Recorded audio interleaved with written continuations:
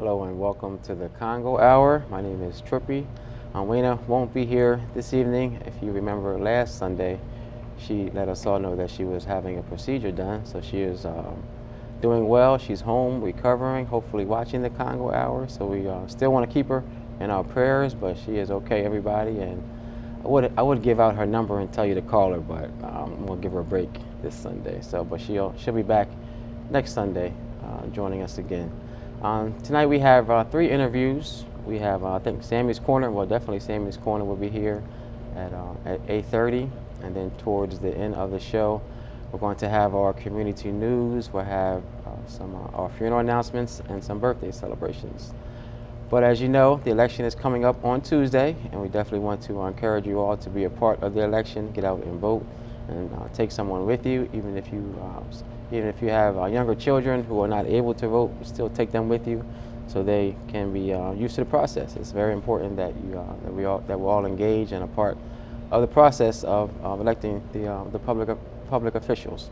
So tonight we have 3 public officials who are going to come on and give us their platform and let us know why we should support them on Tuesday, November the 5th. Welcome to the show. Thank you. Matt Den is our first interview, and he's a guy who really needs no introduction, but I'll let you go ahead and introduce yourself and tell people about who you are.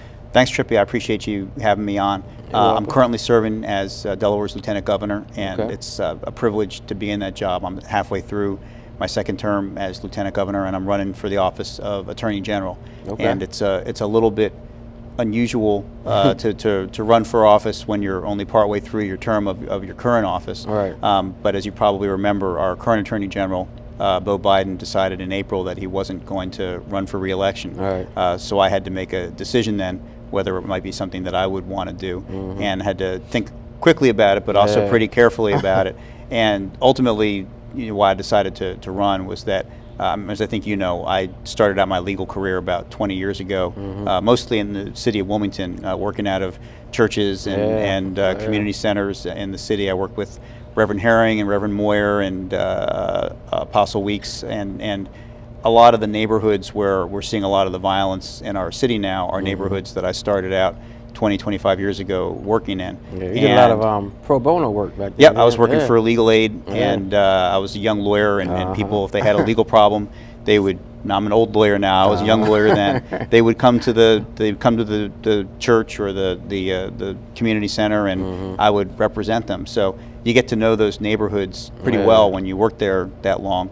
And those neighborhoods are where we're seeing a lot of the violent crime now that are really being dramatically impacted by it. So what made me decide to run for this office was, for me, it's an opportunity to try to pitch in and see if we can get that turned around. I mean, we're in this strange situation in Delaware where violent crime is going down around the rest of the country at the same time that it's going up here in Delaware, and it's really focused in a couple of specific areas. So that's what motivated me, and that's really going to be my top priority if I get the privilege of serving in that job. And we've laid out a pretty specific set of plans that we tried to be thoughtful about in terms of how we'd go about trying to address it.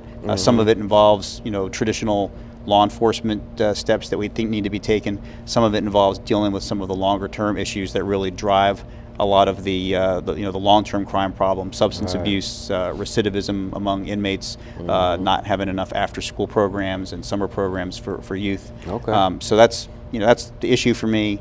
Got a pretty specific plan, and I feel like my background as an attorney, as the state's insurance commissioner for 4 years, where I ran another big state division, and then the last 6 years as lieutenant governor has prepared me pretty well for being able to execute the plan. Okay, all right. So you mentioned fighting crime entails, of course, a lot, and it's not just as people may think, like in the courtrooms or prosecuting criminals. And so you mentioned trying to support like after-school programs and things like that. Can you talk about that a little bit? Sure, absolutely. And I think sometimes people have a mistaken impression of some of these after-school programs and summer programs as being nice things to do, but they don't really necessarily associate them with crime. And the reality is that there's really good statistical evidence that shows that kids, teenagers, who are spending time in these programs are much less likely to get into trouble when they're teenagers and get into delinquency problems,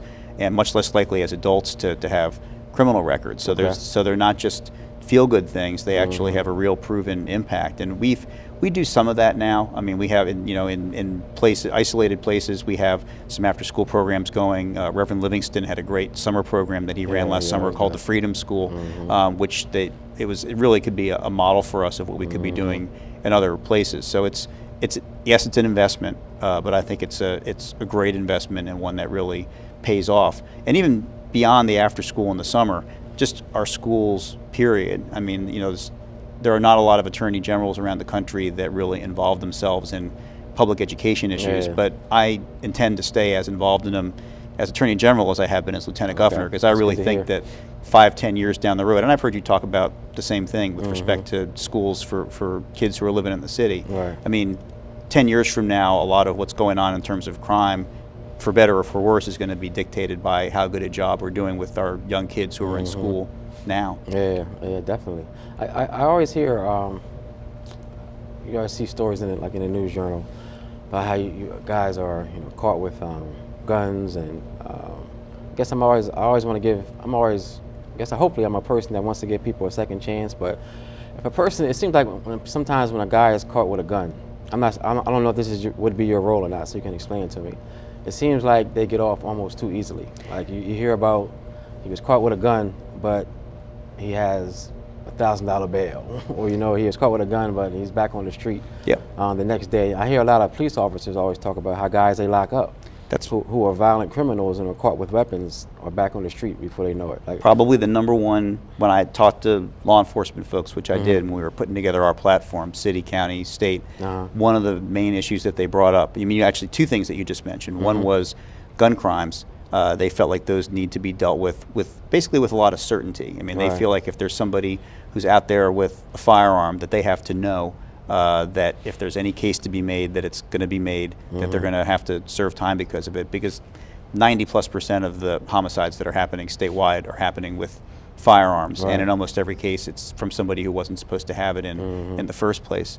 And then the other issue you mentioned, which goes alongside it, is a number of law enforcement officers, particularly in the city, have mentioned this concern they have about arresting people for fairly serious crimes and then literally seeing them out again in the mix 2 or 3 days later while they're awaiting trial. And both of these things are things, I'm not just talking about it because I'm here on the show. If you go to our website, these are things I talk about wherever I go. And what I've said is, and I've actually taken some heat about it, that we need to sit down and talk to the judges who are letting these people out and let them know that this is happening, and address the issue with them respectfully, but firmly. And also at the Attorney General's office, we need to be looking inward and making sure that when we're going to ask for bail, that we're asking for a sufficiently high bail if those folks are being held. The firearms, for a law enforcement officer, there's not many things that are more dangerous than taking a gun away from somebody. So if we want our law enforcement officers to be out there taking guns away from people who aren't supposed to have them, they need to have confidence that those cases are going to be, tried to whatever extent they can. Sometimes, if there's not a case, there's not a case. But at a bare minimum, we need to be sitting down with the law enforcement officer so that he or she understands if there ever is an instance when a case can't be brought, exactly why it is. There has to be a real partnership there. Okay. All right. So how can people support you besides voting for you? What other ways can people support you on Tuesday? Well, the big thing is they can talk to people. We have a website. It's just mattden.com. And I've always thought it's really important when you're running for office to lay out pretty specifically what you're going to do if you get elected. So if they go to the website, it's got a lot of details about what we would do. And these days people have so much information coming at them from the newspaper and social media and whatever, that sometimes it all just becomes a blur. So what I found is if somebody grabs somebody else and says, hey, there's this guy, he's running for attorney general, he did the stuff he said he was going to do when he was lieutenant governor, now he's saying he's going to be able to try to help us deal with this problem too. The word of mouth is huge. So that's probably the best thing people can do is find out more and then talk to their friends. Okay. Any other points that you want to get across before we go to break? No, I just appreciate what you've been, I follow what you've been doing on council, and I know that you've been concerned about some of the same issues, and I do think it's going to have to be, it's not just a city problem, but, everybody knows that a lot of the violence that's happening is in the city, and there's going to have to be a real partnership between the state and the city to address it. So I appreciate the fact that you've been attentive to it. Okay, thanks, man. I appreciate that. I know you were watching. Yeah, I pay attention. Yeah. All right. Are your kids up now? Are they watching the show, you think? They are supposed to be in bed, so if they are awake, then they're in trouble. Okay, yeah. I was going to see if you wanted to give them a shout out, but they're supposed to be sleeping, right? Yep, go to bed. All right. Yeah. All right. Okay, so once again, you just want to let people know.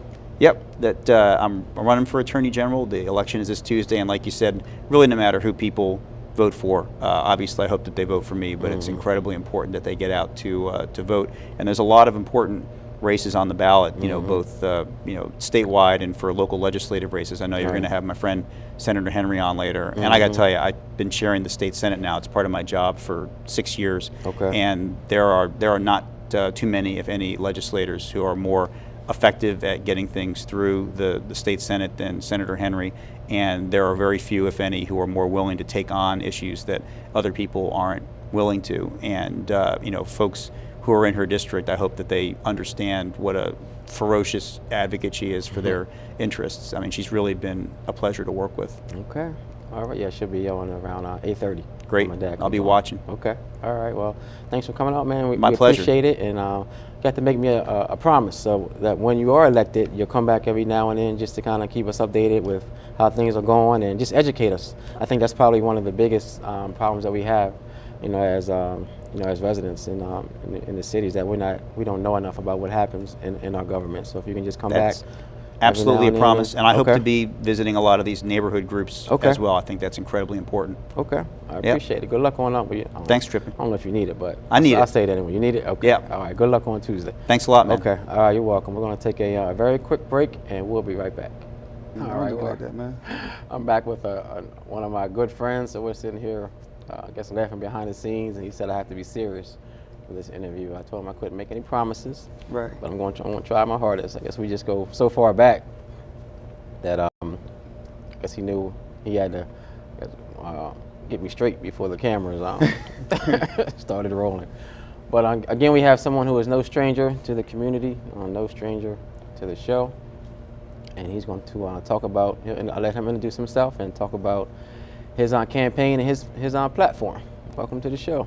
Thank you for having me, Trippy, first of all. I know it's difficult scheduling time to get on here, especially during a campaign time. Everybody who's a politician wants to come to Channel 28.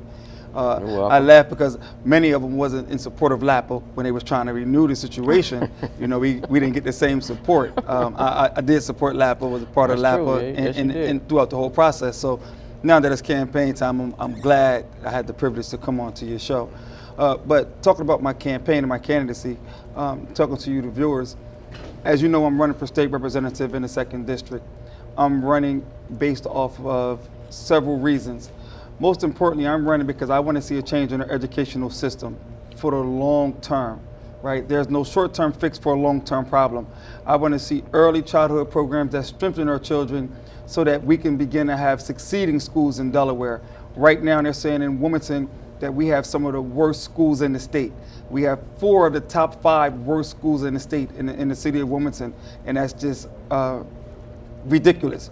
When we look at crime in our community, crime is a direct result of education and lack thereof. So that's the things that I want to work on in our campaign.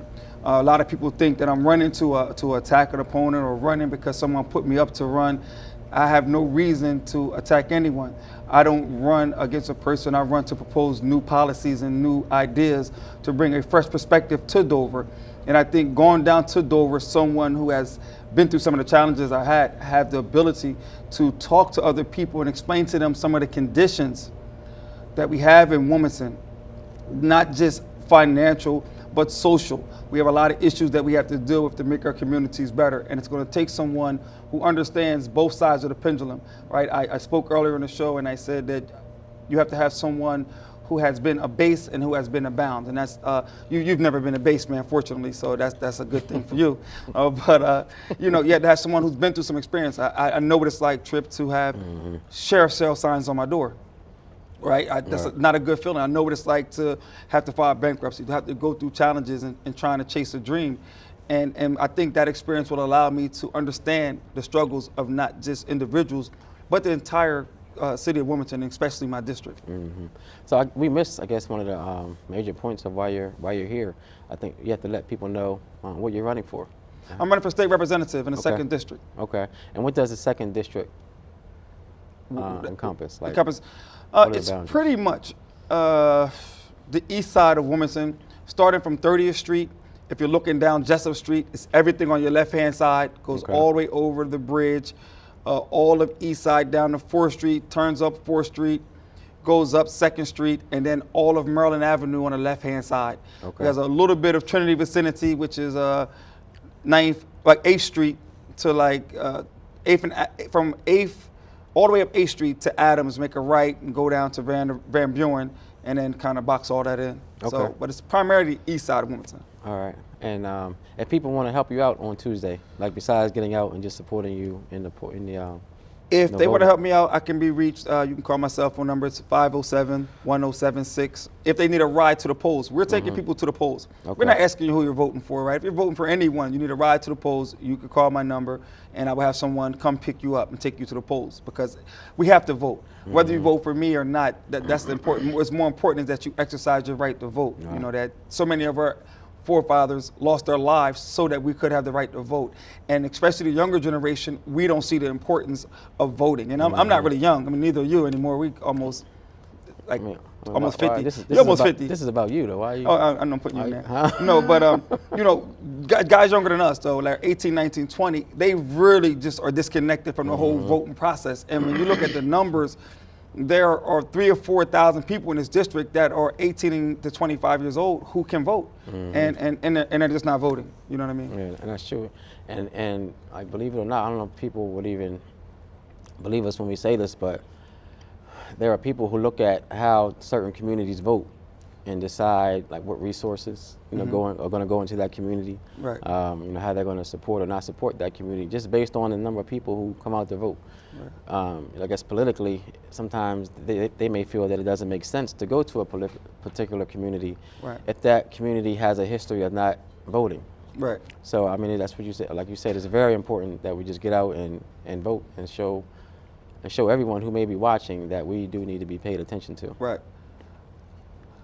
You're absolutely right. I mean, and one of the main things that I want to talk about, right, is economic empowerment. Is at the end of the day, we need money to do everything. Right. At the end of the day, most of our struggles will come around money. If people are doing stuff in the streets, they're doing it trying to get some money. One of the things that really frustrates me with my opponent is House Bill 286, which she tried to pass. It was a bill that she supported. And this was a bill that says that if anyone has a judgment in the state, you know, from your landlord, from anyone that you owe money to, or debt collection or anything like that, that your taxes could be intercepted and your taxes could be taken. We know in our community that tax time is one of the times in which we kind of, you know, are empowered, right? People buy new cars tax time, they get new furniture, they get their kids new clothes, they do stuff to their homes. And if this has the ability to pass and it affects our community, this will hurt us in the long run.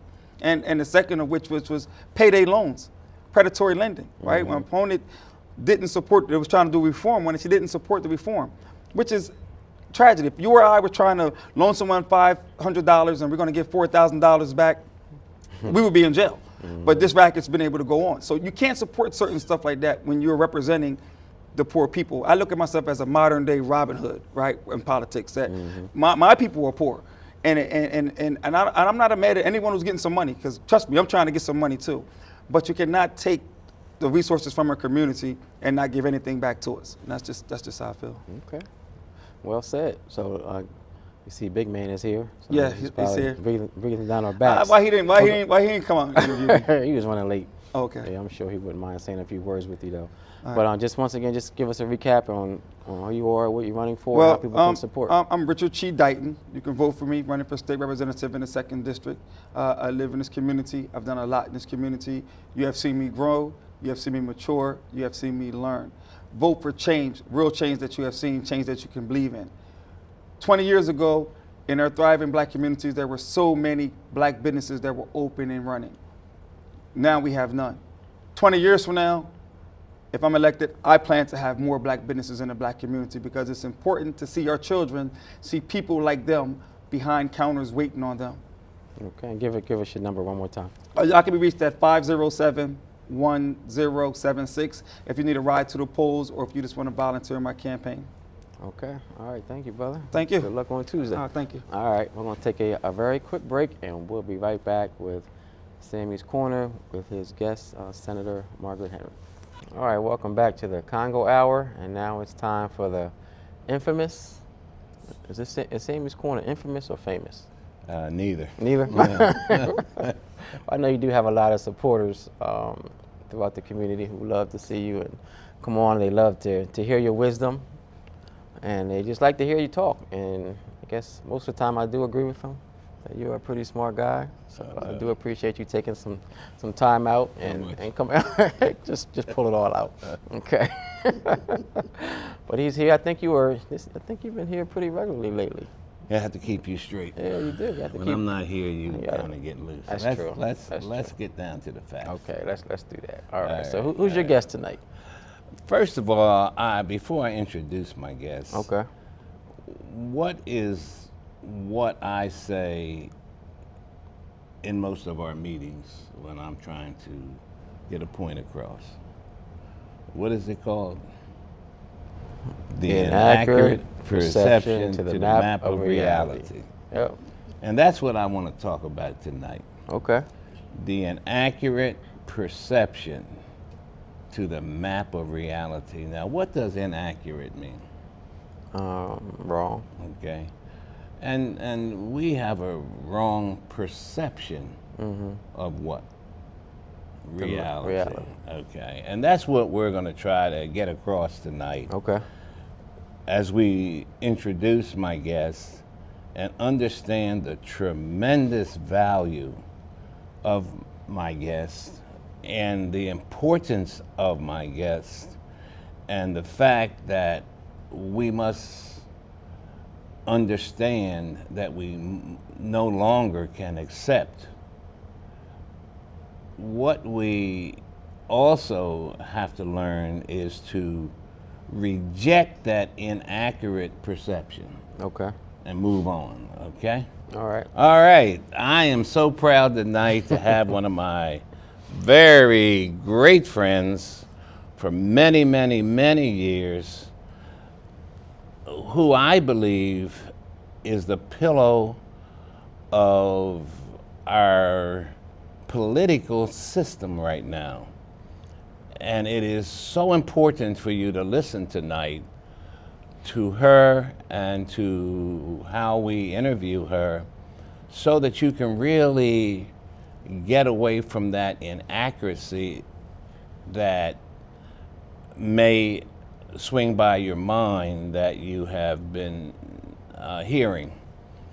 And so it's important that you get the full value of tonight so that on Tuesday you can really understand why you're voting for what we're encouraging you to vote for.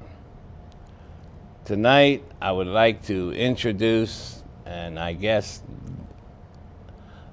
I don't even have to introduce her because you all know the great work and the dedicated hard work that our friend Senator Margaret Rose Henry has done for our community. So wonderful tonight to have you with us to try to get across the importance of sending you back to Dover. You can do whatever you want to do at this point. Well, first of all, thank you, Sammy, and thank you, Trippy, for inviting me to come on Sammy's Corner. This is a unique show, a segment of the show, and everyone talks about Sammy's Corner, so it's a real high honor for me to be invited to be on the Sammy's Corner show. I want to say that Sammy talked about the importance of having a chance to serve our community when you've grown in your leadership capacity. And what he's talking about is that I serve as the majority whip in the Delaware State Senate. I didn't get to that position right away. It took me years of hard work and determination and demonstration to my colleagues that I'm worthy of a leadership role. So I've sponsored numerous. Yes. I don't mean to interrupt you, but can you explain what that role, what right. that title is? That's a good. That's important. Okay. The majority whip is the third leadership position in the Delaware State Senate. You have the pro tem, you have the majority leader, and the majority whip. And one of the duties of the majority whip is to really make sure people come into session, so the bell is rung to bring all the senators into session to start the session. Okay. I have to make sure that sometimes I'm asked to go and get the count for the vote, so a lot of times I go over to the Republican side, so I work well with both sides to make sure that we can pass legislation. Okay. And one of the other big jobs that you have is that you meet weekly as part of the leadership team with the governor to help talk about the state's agenda as a whole. So that's a lot of responsibility. You really help to direct what's going to happen statewide, really, for our citizens.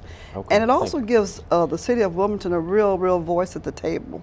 So I'm really proud to have been able to earn this position, because it puts us in a better light, if you will, in terms of the needs that we have. When I speak, people know that I'm the majority whip. Right. And and it's really it's what's so special is that you're elected by your colleagues. So it's not that you've just done some work and someone says you have it, but your colleagues vote that they feel you too have this leadership quality. So I'm very proud to serve as the majority whip in the Senate. All right, thank you. Can you explain that in order to get things done, it takes a person whose colleagues have confidence in them, so that if you decide there's something that you want done for whoever, the chances of you getting it done is going to be 100 times greater than someone just starting out. Yes. Well, a good example, some of my colleagues have been on shows today, for example, talking about the bills that they sponsored in the House. A bill has to pass in the Senate, so many of the bills that the Wilmington delegation, for example, will sponsor, I'm the Senate sponsor on many pieces of legislation, because it takes both houses to pass things. So I champion a lot of causes that, you'll see Representative Bolden, you'll see Representative J.J. Johnson, Charles Potter, you'll see Helene Keeler. We do a lot of legislation together that benefits our community, so that it takes teamwork, and we work as a team on behalf of the folks that we represent. And I think that that's good, because they start in the House developing something, and then it goes to the Senate and it's passed, then the governor signs it. So if I were not there, then the legislation that's done in the House would not necessarily be heard in the Senate. The other thing too is that sometimes your job is to stop bad things. And we had a piece of bad legislation that had to do with debt collection that passed the House. And when the House members realized how impacted our community would be in a negative way, it would allow bill collectors to take your state refund, for example. I was able to stop that bill in committee. But more than that too, the agenda that we have for our community is so important. I did a bill this time called the Downtown Development Districts, which is really important, because all of our downtowns, as you know, are suffering from the lack of opportunities for economic development. So this bill is going to create a downtown development in at least 3 areas throughout the state of Delaware, with the possibility of as many as 15. I know that, for example, the city of Wilmington has submitted an application. I know that Newcastle County submitted one for its library on the Route 9 corridor. I know that the city of Dover already has one. And I'm sure other communities will be submitting applications too. But again, that's a bill that I champion that's going to benefit the entire state. Now, can you explain how, if you're not there, those bills don't get out of committee? Well, two things. One, to become a committee chair of the Judiciary and Elections and Executive Committee, those are very powerful positions in the Delaware State Senate. So I serve on all those positions, which means that I sit, when the Executive Committee meets, it meets to confirm people.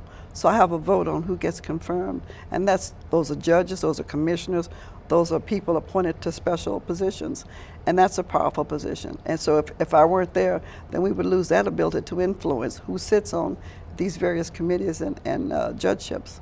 So I think that that's another reason why you want someone with experience to be able to go to Dover and continue to work on behalf of our community. You know, when I was doing social work, yes, I learned from a professor at the University of Chicago that inaccurate perception to the map of reality.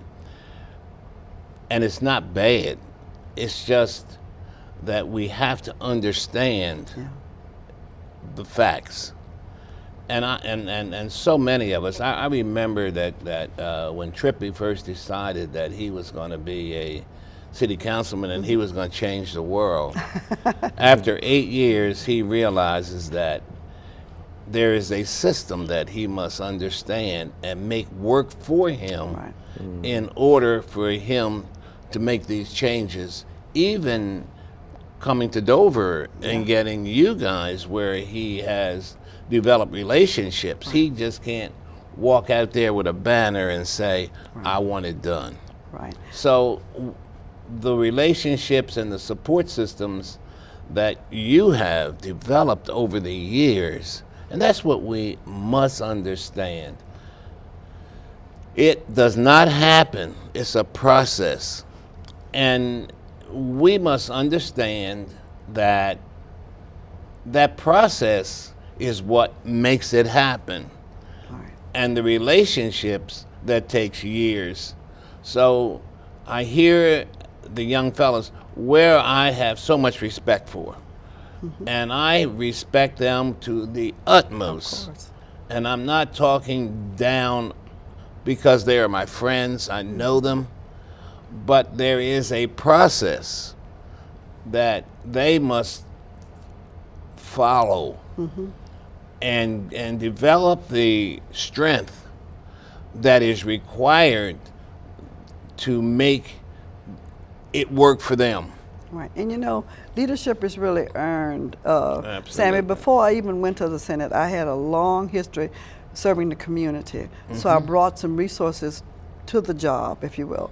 I had worked at Delaware Gardens, United Way, Ingleside Homes. So I had been working on the needs of the community for a long, long time. So when I arrived in Dover, I was really prepared to be able to meet the needs of our community because I understood them and I knew them. What I had to learn was the system of how you get things done. And that's something that takes time.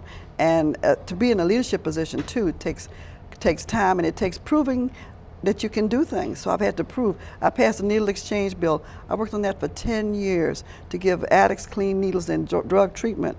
I passed a bill this time without too much work having to do with specialty tiers. People who take special medications pay an awful lot of money. They pay a co-insurance. They don't pay a co-pay, but they pay a percent of the cost of the medication. If you have hemophilia or something like that, I was honored by the National Hemophilia Association of America, and there was a dinner in Philadelphia where I was honored. I mean, a lot of people just don't know all of the things that you work on because you're busy working. And the other thing that constituents know is that when they call me, I respond. People are in jail and someone dies, and they want to go and pay their respects to a loved one. So frequently I will call the Commissioner of Corrections and arrange for those kinds of things to be happen. And again, it's because of the relationship that I've developed over time to be able to get those kinds of things done too.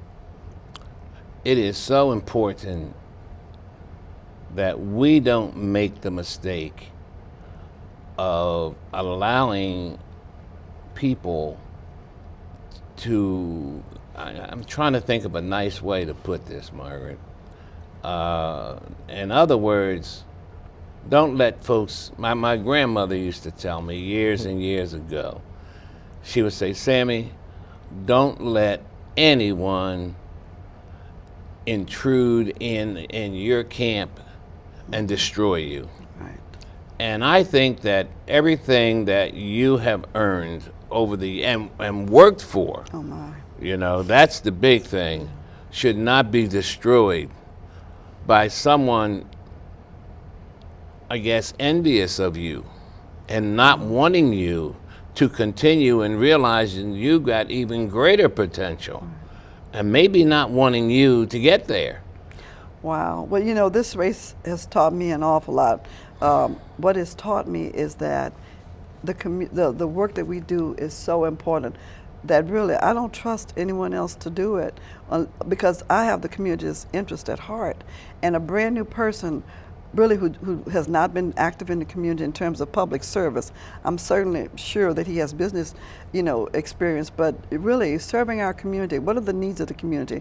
What can you do to help get things done for education, for people who are incarcerated, for Latino and African Americans who have high unemployment rates. Those are serious issues that I've been tackling. And so I need to be able to continue working on those things. One of the biggest things that I know is that the way out of poverty is education. And so I've been pushing early childhood education. I've been pushing affordability for college. We've done an awful lot. Now you have SATs are free in school. We even pay for the application fees. So there's almost no reason not to be successful if you really want to be. But again, those things have been developed over years.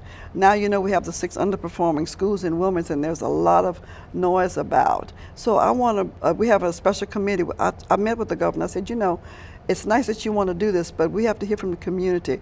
What do they think about this? So he appointed an advisory committee, and they're about to get started so they can give some input. It has parents on it, educators, community leaders on it, so that they can help the 2 school superintendents really plan adequately for those schools that are underperforming. But we've been screaming for years that our urban schools need special help. They need to have better paid teachers, more resources if they're going to be successful. So those are the things that I've been championing that I think are important. Because the way out of poverty is really education. There's 2 things that I guess I laugh at when I hear it, and that is police will stop crime, which is number 1, and that there are people that can bring employment. Mm-hmm. And we know that not only is employment going overseas, more will go overseas. And the employment is all about what you just spoke about, education. Absolutely. Because the day-to-day kind of jobs that we had when we had the leather factory and Chrysler and all that is not what we will be getting. No, and I'll tell you something too. One of the best paying jobs we have are longshoreman jobs. Mm-hmm. And I've been working, we have an opportunity to work on expanding our port. I am so excited about it because it's going to create thousands of jobs. I've been working with the county executive, for example, on this. And so when I go back to Dover, I want to work with our governor because there's some political things that will have to be done having to do with the Coastal Zone Act, that some people have wanted to protect the waterways, and we need to do that. But at the same time, we need to keep creating good paying jobs so that people who don't get to go to college can earn a living and support their families. My father was a longshoreman, so for me it's a personal mission to really help that segment of our community who are not going to go to college but can make a decent living and take care of their families. So I'm so excited about it because I see this as an opportunity to have a big expansion in terms of how many jobs are available. It will change the face of Wilmington. It really will. And this is exciting. It really is. I guess Trippy is ready to kick me off. Oh. Yeah, we have a couple more minutes. So but that I'm glad to hear. Yeah. It's those things that we don't hear. But it takes a person like your position to get the attention of the governor and get other people, because it is our way out of the system that we're in now of lack of jobs and good paying jobs. And that's what's important.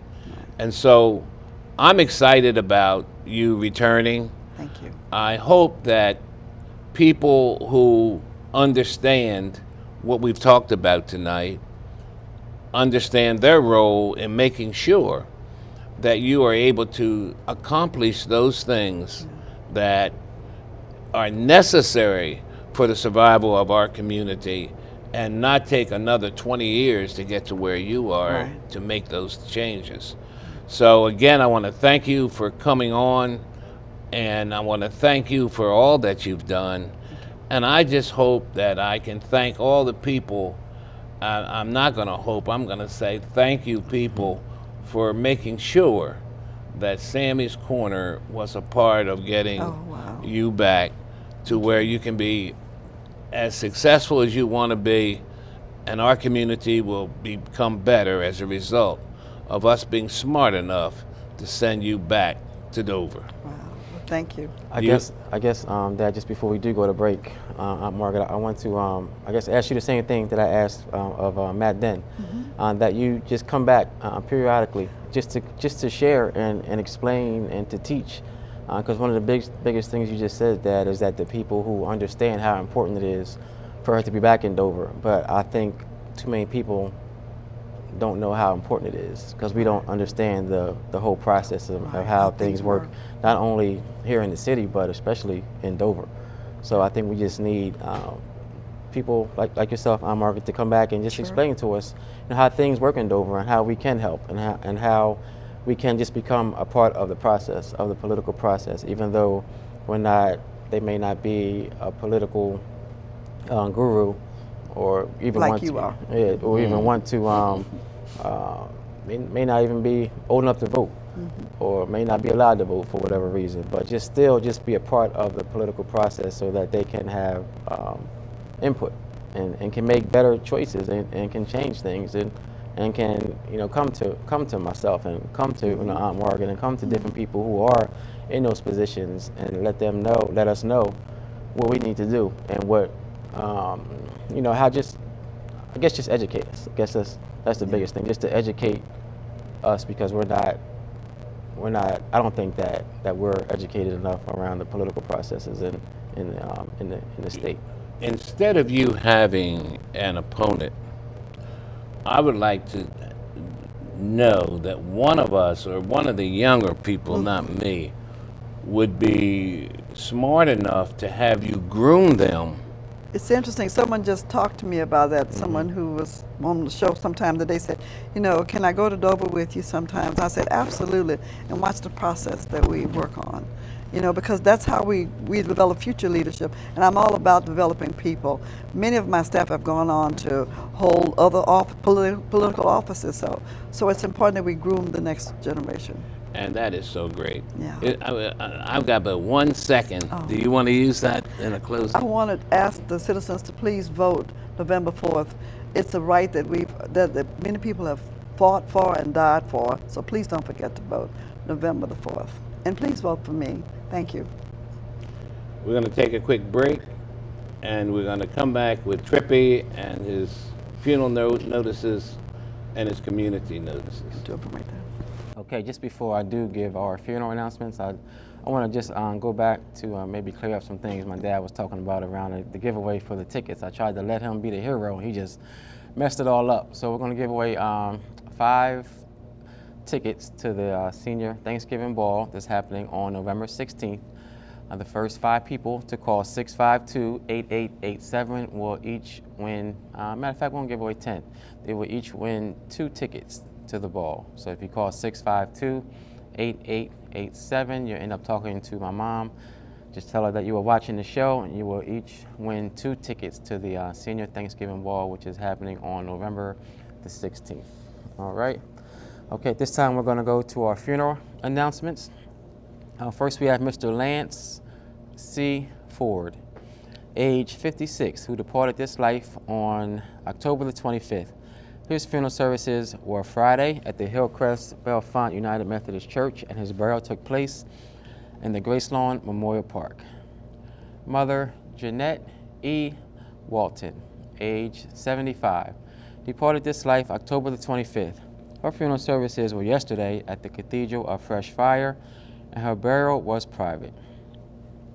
Miss Lucille Matthews, age 79, departed this life on October the 27th. Her funeral services took place today at the Congo Funeral Home on 2nd and Gray Avenue, and her burial is private. Services for Mr. Douglas Johnson, age 69, who departed this life on October the 29th, will be on November the 8th at 10 a.m. at the Concord Baptist Church, 2510 Marsh Road in Wilmington. Viewing will be from 9 to 9:45 only, and his burial will take place in the Chester Bethel Cemetery. Services for Ms. Jacqueline Whittle, age 51, who departed this life on October the 24th. Her memorial services took place yesterday at the Congo Funeral Home. And services for baby Kimani Hassan L., who departed this life on October the 24th, will be on Tuesday at 11 a.m. at the Grace Lawn Memorial Park on 2200 North DuPont Highway. Services will be announced for Miss Andrea Brooks, age 52, who departed this life on October the 30th. Services will also be announced for Mr. Miles Younger, age 65, who departed this life on October 31st. Services will be announced for Miss Norma Wyatt, age 65, who departed this life on October 30th. And services will be announced for Miss Wilma J. Beal Kielson, age 67, who departed this life today. Okay, we have one more announcement. We have one community news announcement. Sister Eunice David, who has been a member of the Cornerstone Church since 1992. They're going to celebrate her birthday, her 100th birthday on Sunday, November the 9th in the church hall. And we do have a picture of Miss Eunice. She is Cornerstone's first sanitarian. Her favorite scripture is the 23rd Psalms, and the song she loves the most is Jesus Keep Me Near the Cross. So once again, they're going to celebrate her 100th birthday next Sunday at Cornerstone Fellowship Baptist Church. For more information, just give us a call. We'll give the church a call at 762-2258. 762-2258. We want to thank you so much for watching the Congo Hour. And please stay tuned. I saw Council President Theo Gregory here. I'm not sure if he's hosting or he's a guest, but I'm sure he has some pretty informative things to say. So please stay tuned for the next hour.